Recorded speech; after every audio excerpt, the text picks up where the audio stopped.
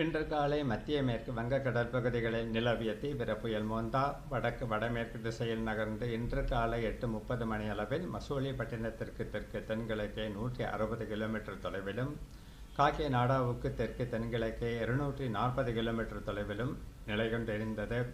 இது தொடர்ந்து வடக்கு வடமேற்கு திசையில் நகர்ந்து இன்று மாலை முதல் இரவுக்குள் மசூலிப்பட்டினத்திற்கும் கலிங்கப்பட்டினத்திற்கும் இடையே காக்கிநாடாவுக்கு அருகே தீவிர புயலாக கரையை கடக்கக்கூடும். புயல் கரையை கடக்கும் பொழுது பலத்த சூறாவளி காற்று மணிக்கு 90 முதல் 100 கிலோமீட்டர் வேகத்திலும் இடையிடையே 110 கிலோமீட்டர் வேகத்திலும் வீசக்கூடும். இந்த புயலின் நகர்வின் காரணமாக கடந்த 24 மணி நேரத்தில் மேற்கு தொடர்ச்சி மலையை ஒட்டி உள்ள மாவட்டங்களிலும் வட தமிழக மாவட்டங்களிலும் ஒரு சில இடங்களில் மழை பெய்துள்ளது. 16 இடங்களில் கனமழையும் ஒரு இடத்தில் மிக கனமழையும் பதிவாகியுள்ளது.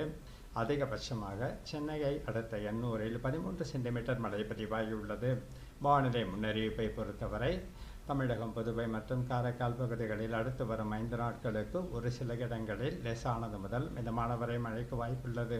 கனமழையை பொறுத்தவரை அடுத்த 24 மணி நேரத்தில் திருவள்ளூர் மாவட்டத்தில் ஓரிரு இடங்களில் கன முதல் மிக கனமழைக்கும், சென்னை, செங்கல்பட்டு, காஞ்சிபுரம், ராணிப்பேட்டை ஆகிய மாவட்டங்களிலும், தேனி, தென்காசி, திருநெல்வேலி மற்றும் கன்னியாகுமரி மாவட்டங்களின் ஓரிரு இடங்களில் கனமழைக்கு வாய்ப்புள்ளது. சென்னையை பொறுத்தவரை அடுத்த 24 மணி நேரத்திற்கு வானம் பொதுவாக மேகமூட்டத்துடன் காணப்படும். நகரின் ஒரு சில பகுதிகளில் மிதமானது முதல் கனமழைக்கு வாய்ப்புள்ளது.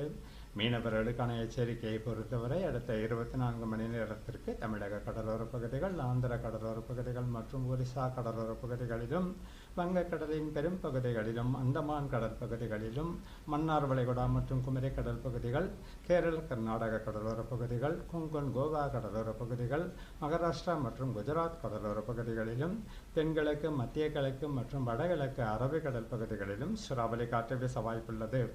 நாளை 29ஆம் தேதி தமிழக கடலோர பகுதிகள், ஆந்திர கடலோர பகுதிகள் மற்றும் ஒரிசா கடலோர பகுதிகளிலும், தென்மேற்கு, மத்திய மேற்கு மற்றும் வடமேற்கு வங்கக்கடல் பகுதிகளிலும், மத்திய கிழக்கு மற்றும் வடகிழக்கு அரபிக்கடல் பகுதிகள், மகாராஷ்டிரா மற்றும் குஜராத் கடலோர பகுதிகளிலும் சூறாவளி காற்று வீச வாய்ப்புள்ளதால் குறிப்பிட்ட பகுதிகளுக்கு மீனவர்கள் செல்ல வேண்டாம் என்று அறிவுறுத்தப்படுகிறார்கள்.